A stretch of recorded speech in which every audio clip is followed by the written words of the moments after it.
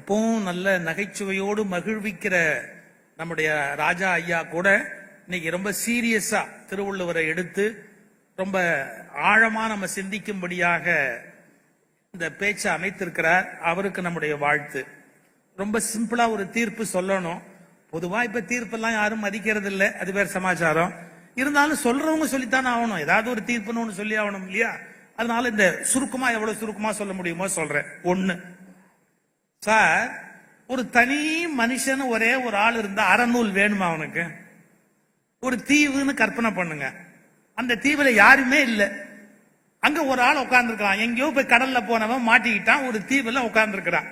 ஒரே ஆளா உட்கார்ந்து இருக்கிறான். ஒழுக்கமா இருன்னா அவன் எப்படி தப்பு பண்ணுவான்? அவனை போய் நீ அது செய்யாதே இது செய்யாதேன்னு யாராவது அறிவுரை சொல்ல முடியுமா? இந்த உலகத்தில் ஒரே ஒரு மனிதனுக்கு நீதி நூல் என்பது அவசியமே கிடையாது.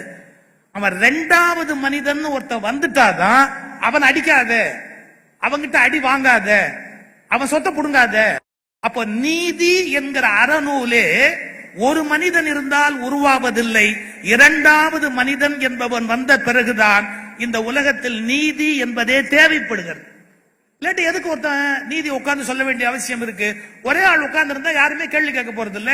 தீவுல காட்டு மராண்டியா இருந்து போயிடுவான். அப்போ தனி மனிதன் தனித்தனி மனிதன், அதான் நான் முன்னுரையிலேயே சொன்னேன். ஒரு தனி மனிதன் தனித்தனி மனிதனாக சேருகிற போது அங்கு நீதி என்பது உலகத்தில் தேவைப்படுகிறது. மனசுல வச்சுங்க. ஒரு ரெண்டு மனிதர்கள் சந்திக்கிற போது ரெண்டு பேரும் ஒரே மாதிரி இருக்கிறாங்களா? ஒரு பிரச்சனையை ரெண்டு பேரும் ஒரே மாதிரி எடுத்துக்கிறாங்களா? இல்ல. இப்ப ஒரு மனிதனுக்கு இருக்கிற வேகம், தைரியம், ஊக்கம் இன்னொரு மனுஷனுக்கு இருக்கா அப்படின்னு பார்த்தா இல்ல. இத திருவள்ளுவர் எப்படி சொல்றாரு? எப்பா, உலகத்துல எவ்வளவுனா சிக்கல் வரட்டும், நீ மனசுல ஊக்கம் உள்ளவனா இரு அப்படிங்கிறார். கொஞ்சம் கற்பனையா சொல்றேன். திருவள்ளுவர் ஒரு பள்ளிக்கூடத்துல பேச போனார்னு நான் கற்பனை பண்ணுவேன். அவருக்கு ஏதோ போதாத நேரம் ஒரு பள்ளிக்கூடத்துல போய் பேச போனார். அந்த பள்ளிக்கூடத்து பிரின்சிபாலே முதல்ல சொல்லிட்டார், இது மாதிரி பள்ளின்னார். எப்படி? ஒரு மாதிரி பள்ளி.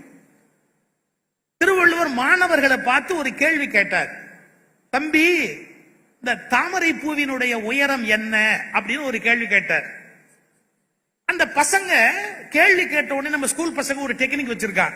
இவன் அவனை பார்ப்பான், அவன் இவனை பார்ப்பான். அப்புறம் ரெண்டு பேரும் சேர்ந்து திருவள்ளுவரையே பார்த்தான். என்ன அர்த்தம்? உன் கேள்வியை உங்ககிட்டே போட்டோம், நீ ஆச்சு, உன் கேள்வி ஆச்சு. ஒருத்தனும் பதில் சொல்லல. ரொம்ப வருத்தத்தோட கேட்டார், ஏன்னா ஒரு பயலுக்கும் தெரியாதா? ஒரே ஒத்த ஏஞ்சான். தாமரை பூவின் உயரம் 2 அடி அப்படின்னா. ஏன் 3 அடி இருக்காதா அப்படின்னார். வச்சுங்க, உங்களுக்கு தான் விவரமா தெரியுது, அப்புறம் ஏன் என்ன கேக்குறீங்க? இப்ப திருவள்ளுவருக்கு ஒரே ஒரு பையன் மட்டும் எந்திரிச்சு பதில் சொன்னான். ஐயா, உங்கள் கேள்வி தவறுன்னா. உங்கள் கேள்வி தவறு அப்படின்னா. வெரி குட், எப்படி சொல்ற அப்படின்னா. ஒரு பூ தண்ணீரில் நிற்கிறது என்றால் அதன் உயரத்தை அது நிர்ணயிப்பது இல்லை. தண்ணீரின் உயரம் தாமரையின் உயரம்.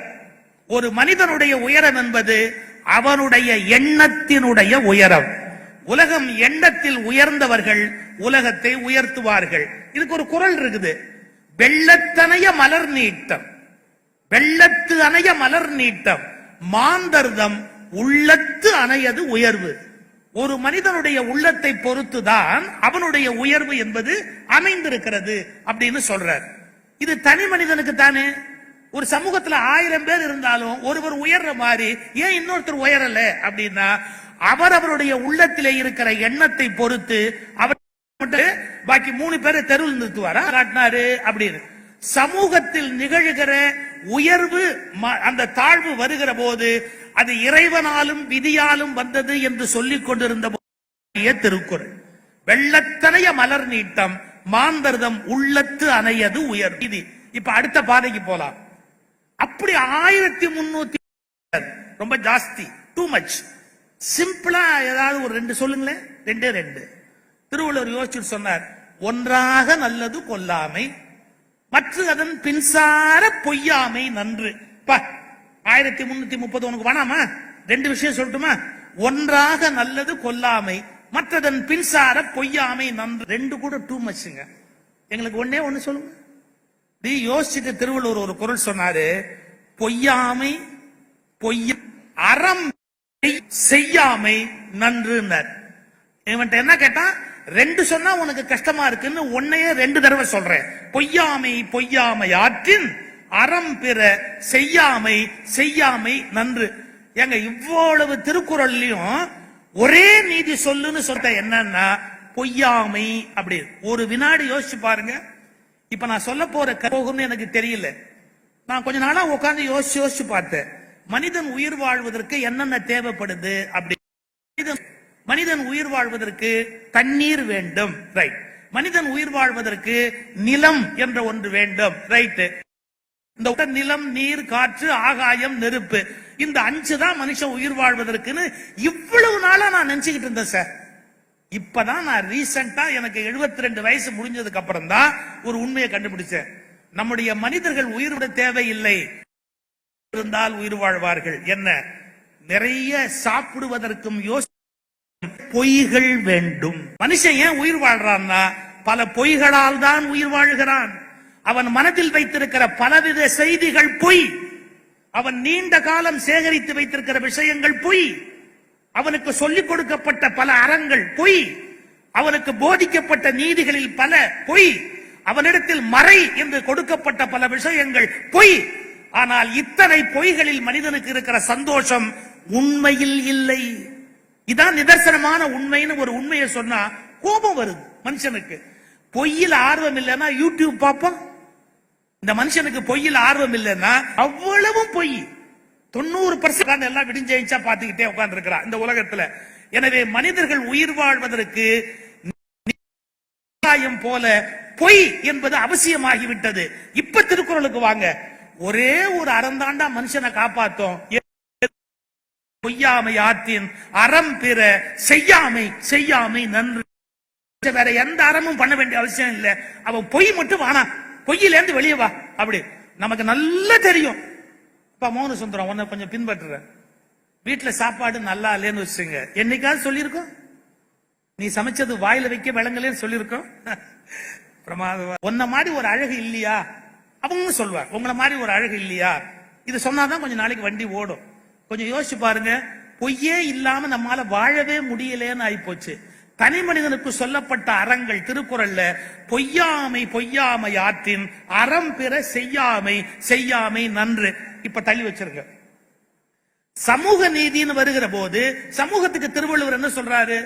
இந்த உலகத்தின் பிற மறைகள் உயர்வு தாழ்வுகளை கற்பித்துக் கொண்டிருந்த போது இவன் உயர்ந்தவன் இவன் தாழ்ந்தவன் என்று சொன்ன போது, இந்த உலகத்துல யாருமே தாழ்ந்தவன் கிடையாதுடா, எல்லாரும் சமமானவங்கடா, எல்லாருக்கும் தனித்தனியா ஒரு கிஃப்ட் கொடுக்கப்பட்டிருக்கு, அவங்கிட்ட என்ன கிஃப்ட் இருக்குன்னு உனக்கு தெரியாது. ஒரு உதாரணம் சொல்லிட்டுங்களா? இந்த ரொம்ப படிச்ச சில பேருக்கு நிறைய திமிரு இருக்கும்.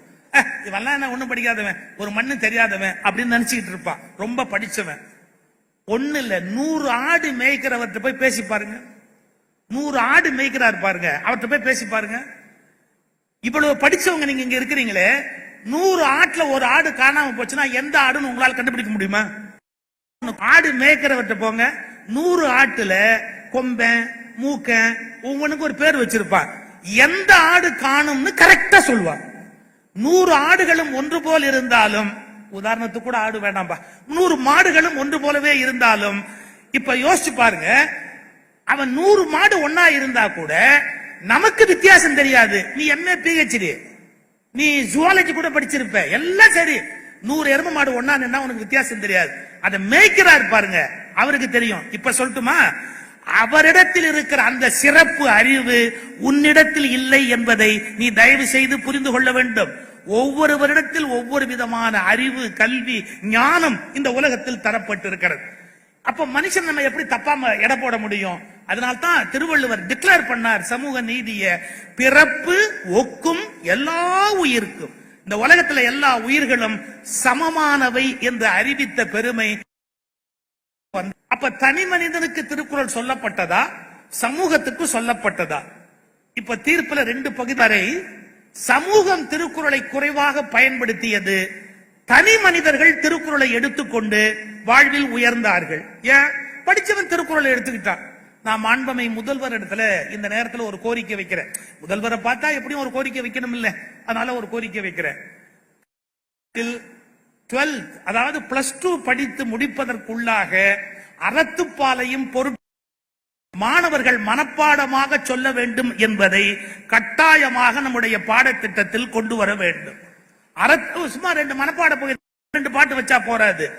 அறத்துப்பாலையும் படிக்கிற மாணவர்கள் முழுக்க மனப்பாடம் பண்ணி ஆகணும். எப்படி? மனதில் நின்றால்தான் வாழ்க்கையில் அவர்கள் அதை கடைபிடிக்க முடியும். புத்தகத்தில் இருக்கும் என்றால் அது மத்தகத்துக்கு வராது, ஆனால் மத்தகத்தில் இருக்கும் என்றால் அது வாழ்க்கைக்கு வரும். எனவே தமிழ்நாட்டு பிள்ளைகள் பள்ளி படிப்பை முடிப்பதற்குள்ளாக அவர்கள் அறத்துப்பாலையும் பொருட்பாலையும் கட்டாயமாக மனப்பாடம் செய்வதற்குரிய ஒரு வழிமுறையை, தமிழனின் மறை எது என்று கேட்டால் வேதம். தமிழனுக்கு எது வேதம் அப்படின்னு கேட்டா திருக்குறள் என்று வர வேணும். மறைன்னு சொன்னா அதை நினைவில் வச்சிருக்கணுமா இல்லையா? அதை மனப்பாடம் பண்ணிருக்கணுமா இல்லையா? அதனால தமிழ்நாட்டில் படிக்கிற பிள்ளைகள் அறத்துப்பாலையும் பொருட்பாலையும் மனப்பாடம் செய்வதற்குரிய வழிமுறையை நாம் கண்டறிந்தாக வேண்டும் என்ற பணிவான வேண்டுதலை அவருக்கு இந்த இடத்துல வச்சுக்கிறேன். இப்ப நான் அந்த தீர்ப்பினுடைய கடைசி பகுதி, இவங்கெல்லாம் இந்த ஒன்னு சொல்றேன் நீட்டினாங்கல்ல, அப்ப நான் மட்டும் ஏன் ஒன்னு சொல்றேன் நீட்டக்கூடாது? அவங்கள மாதிரி தானே நானும் இருக்க முடியும். வக்கீல் தானே ஜட்ஜா வருவாங்க, அதனால அவங்கள மாதிரி தான் நானும் சொல்ல முடியும். ஒன்னு சொல்லி முடிச்சிடுறேன் சார். திருக்குறளுடைய தனி மனித அறங்களை நிறைய பேர் பின்பற்றி மேல வந்தாங்க. ஏன் விவேகானந்தரே அவர் அதை படிச்சாரோ படிக்கலையோ, ஆனா அந்த மாதிரியான அறங்களை பின்பற்றி தான் தெய்வ நிலை பெற்றார். வையத்துள் வாழ்வாங்கு வாழ்பவன் வானுரையும் தெய்வத்துள் வைக்கப்படும் என்ற எல்லைக்கு வந்தார். திருக்குறளை படிச்சு தனி மனித ஒரு நூலை எழுதினார். மார்க்சியம் என்ற ஒரு சித்தாந்தத்தை கொடுத்தார். அதுக்கு என்ன ப்ரூஃப்? அந்த கம்யூனிசம் சோவியத் ரஷ்யாவினுடைய அமைப்பு முறையாக மாறியது. அப்ப மார்க்சியல் சமுதாய உருவாக்கியது, சீனாவை உருவாக்கியது. தாவோயிசம் என்பது மிகப்பெரிய சீனாவில் நான் என்ன கேள்வி கேட்க வரேன் அப்படின்னு கேட்டா, திருக்குறள் வழியில் எந்த நாடு இருக்கிறது? இன்னும் கொஞ்சம் ஓபனா பேசுறேன், தவறா பேசுறேன்னு நினைக்காதீங்க. குர்ஆன் ஒரு நூல் தோன்றியது. அரபு நாடுகள் முழுக்க அதுதான் அவங்களுக்கு வேதம், அதுதான் அவங்களுடைய சட்டம். அப்ப என்ன கணக்காகுது? அந்த மறைநூல் வழியாக வளைகுடா நாடுகள் இன்றைக்கு இருக்கின்றன. கம்யூனிஸ்ட் தாஸ் கேபிட்டல் என்ற நூல் வழியாக இன்றைக்கு சோவியத் ரஷ்யா அமைந்திருக்கிறது. திருக்குறள் வழியான நாடு எது என்று கேட்டால் நீங்கள் என்ன பதில் சொல்வீர்கள்? எனவே திருக்குறள் இதுவரையில் தனி மனிதனுக்கு மட்டுமே பயன்பட்டு வந்தது. இந்த வெள்ளி விழாவுக்கு பிறகு திருக்குறள் மறையாக மாறும் என்றால் இந்த தமிழ்நாடு திருக்குறள் நாடு என்று அழைக்கப்படுகிற ஒரு மிகப்பெரிய மேன்மையினை பெற முடியும். ஏன்னா வள்ளுவர் வழியில் இதன் எல்லா சட்டங்களும் அமைந்திருக்கும், வள்ளுவர் வழியில் இதன் எல்லா நீதி நூல்களும் அமைந்திருக்கும் என்று அது சமுதாய நூலாக முற்றிலும் மாறுவதற்கான வாய்ப்பு இருக்கிறது. எனவே இதுவரையில் திருக்குறளுக்கு அதிக நன்மை பெற்றது தனி மனிதன். இந்த விழாவில் இருந்து அதிக நன்மை பெற வேண்டியது சமூகம் என்பதை நினைவூட்டி வாய்ப்பளித்தமைக்கும் இதுகாரும் பொறுமையாக இருந்து கேட்ட எங்கள் மரியாதைக்குரிய மகாராஜன் உலகையாளுவான். என்னை விட ஒரு 6 மாசம் பெரியவர், அதனால்தான் அந்நியான்ற ஒரு வார்த்தை சொன்னேன். அவர்களுக்கும் எல்லாருக்கும் அமைச்சர் பெருமக்களுக்கும் ரசித்து திருக்குறளால் அதிக நன்மை இதுவரை பெற்றது தனி மனிதன், இனிமேல் பெற வேண்டியது சமூகம் என்பதுகிறேன். நன்றி.